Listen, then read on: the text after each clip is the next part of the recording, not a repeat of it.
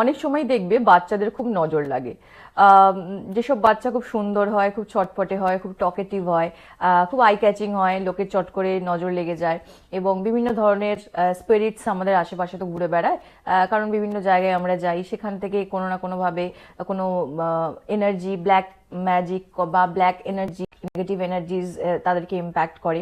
তো এই বিভিন্ন ধরনের এভিলাই লেগে যাওয়া বা হাওয়া বাতাস লেগে যাওয়া, এগুলো তো আমরা শুনেই আসি, আর এগুলো সত্যি সত্যি হয়। এগুলো যে হয় না সেটা না।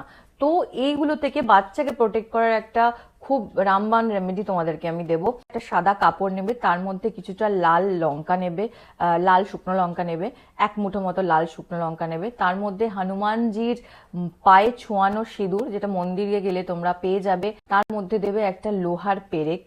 আর গোটা কালো ডাল এক মুঠ নেবে, নিয়ে ওটাকে ভালো করে গিঁট বাঁধবে। গিঁট বেঁধে ওই সাদা পটলিটাকে বাচ্চাটি যে ঘরে থাকে সেই ঘরে রেখে দেবে।